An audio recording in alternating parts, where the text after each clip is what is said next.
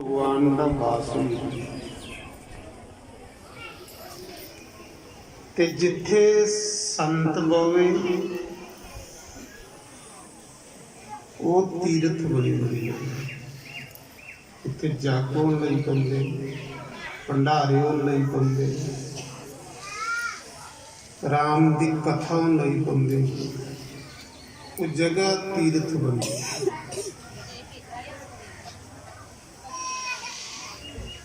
सबगट मेरा साइया सुनी सेज न कोई बलहारे उस गट तू जा गट परकट होई। ऐ सारे च परमात्मा है, सारे च परमात्मा की जोत है, सारे च।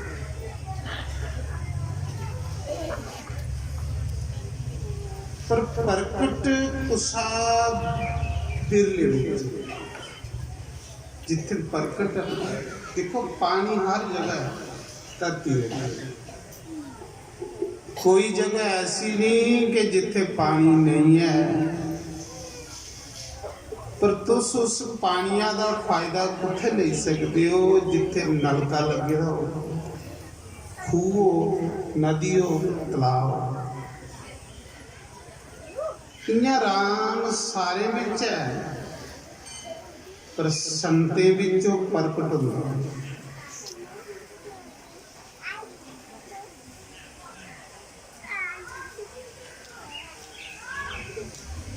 उत्थे रहिंदा भगवान संते दे हिरदे च। संते दा हिरदा कैसा हुंदा, की रहिंदा उह संते दे हिरदे च।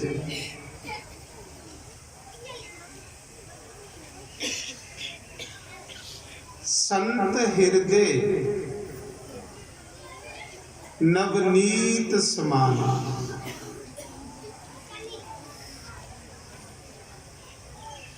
भगवान की पिलनी ने पूछा, प्रभु तुस कुत्थे रहो? भगवान आखन लगे भी संते दे हिरदे च रहुंदा। संते दा हिरदा के मेरा मंदिर है।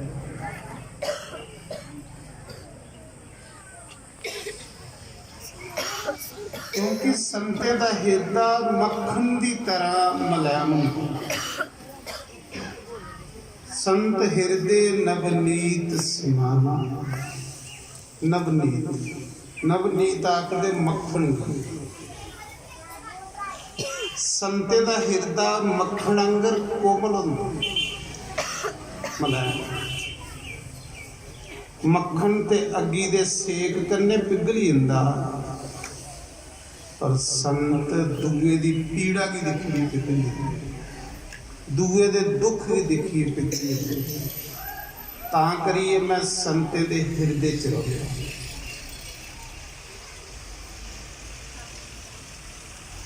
नामदेव संत दे घर रोज कीर्तन हुंदा, रोज।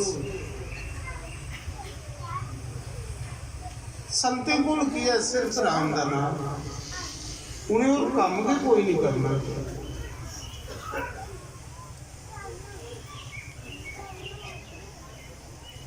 संत नामदेव के घर एक इं सदैन जी कुड़ी रही।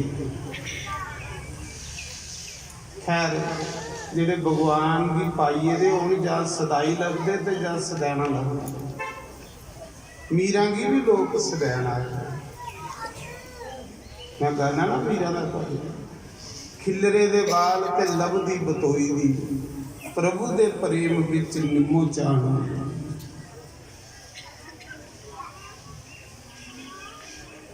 संत नामदेव के घर एक सैजो बाई रही। सारे उसी सदैन आखदे।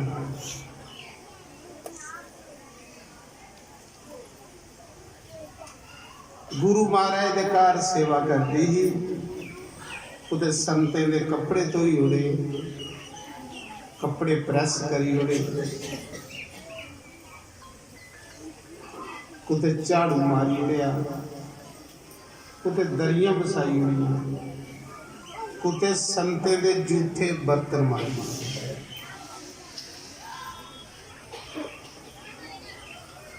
पर वो जिहड़ी सेवा करती ही वो मन कन्ने करती ही, तन कन्ने नहीं करती। जिथे मन ते तन दोए कट्ठे लगन ना, उत्थे कुछ ना कुछ जरूर प्राप्त हो। जिथे बखरे बखरे हो ये चले गए उत्थे कख नहीं लभदा, चाहे सारी उम्र बंदा लगे। थोड़ा तन आएगा सत्संग च, अगर मन नहीं आएगा होगा सत्संग च, तो सारी उम्र भी आते रहोगे तो कख नहीं लभना। तो जे तन भी आएगा तो मन भी आएगा, फिर एक सत्संग ने जो जीवन बदली होगी। एक सत्संग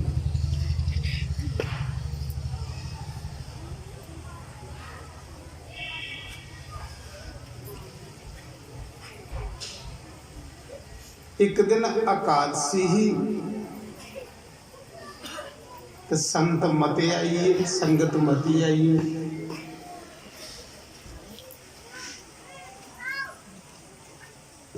सत्संग शुरू होने वाला है तो गुरु महाराज का हुक्म हुई चेली गी साजो बाई गी नामदेव का हुक्म हुई कि जा संते दे कपड़े मैले हुए देना तो ही आ।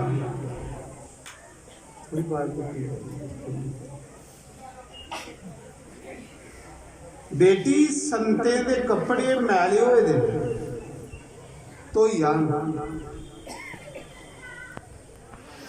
हुण बेचारी ख्याल सत्संग च ते गुरु दी आज्ञा, गुरु दी आज्ञा, रब दी आज्ञा।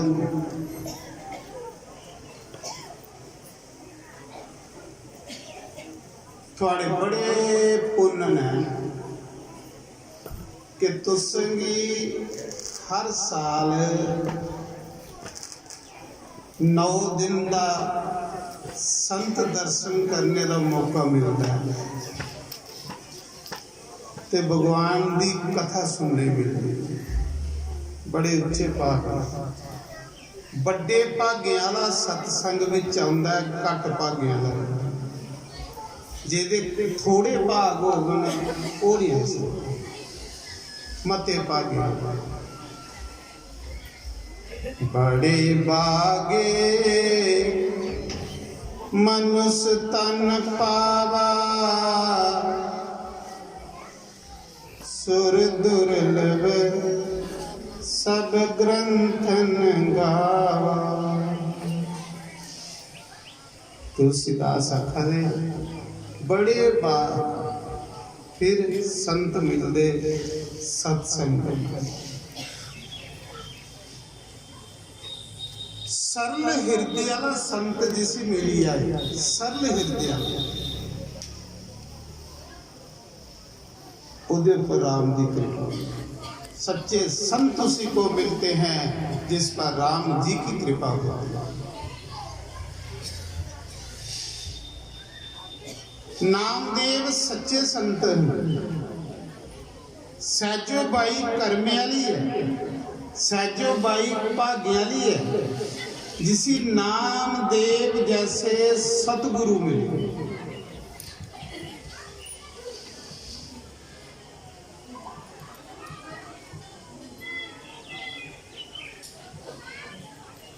गुरु की आज्ञा का पालन करती ही ते बस गुरु मंत्र की जपती ही। गुरुदेव ने आख्या बेटी संते दे बस्तर मैले ने, कपड़े मैले ने, जा तू कपड़े तो ही आ। तो उन्हें देने कोई नलके थोड़े होंगे, नदियां होंदियां, नदी जाना कपड़े तो। सैजो बाई जिथे भगवान की पूजा करती ही ना, जिथे उन्हें अपने ईष्ट देव का फोटो रखे दा, थोड़ा त्रोइए सुनियो।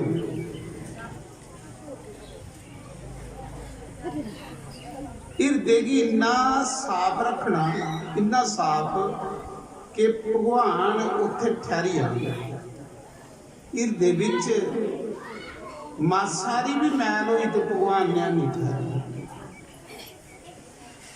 हृदय रखना जियां 12 जियां 15।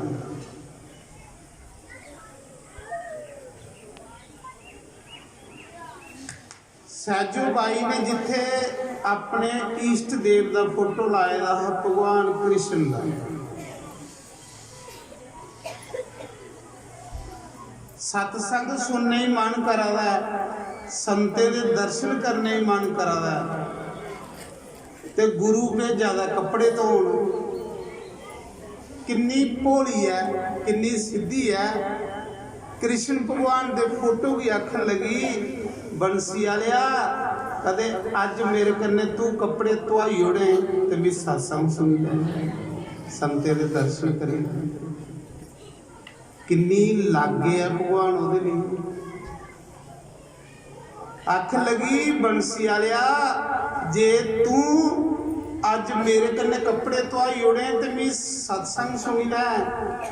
सज्जनों कपड़े की गंढ चुकीए ते जिले नदी के किनारे पुजी ना ते भगवान आई सैजू बाई के कपड़े धो। भगवान ने एक बुढ़ी का रूप बनाया ते आई।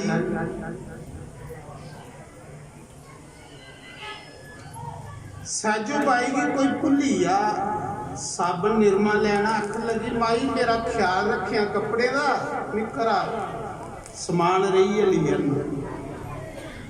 जिले घर आई तो भगवान ने कपड़े धोइए सुकाइए प्रैस करिए ते गंढ बनी। कहली कि बेचारी ने सत्संग जाना, इन बेचारी ने सत्संग जाना।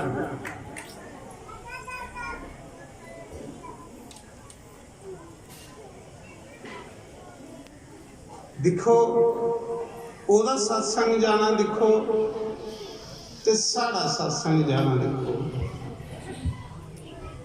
तुस भी ओदे बराबर हो सकते हो, कोई इहदे च